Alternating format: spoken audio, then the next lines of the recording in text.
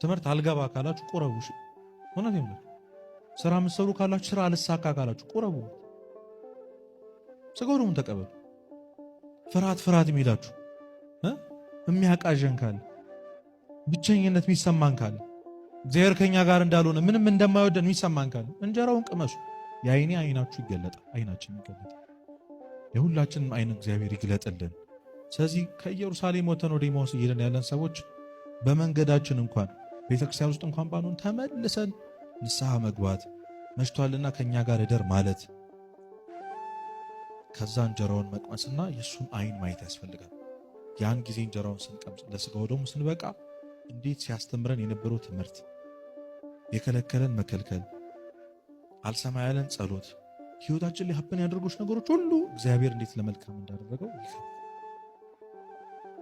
ምኑ ስንቀምስ አልኳችሁ?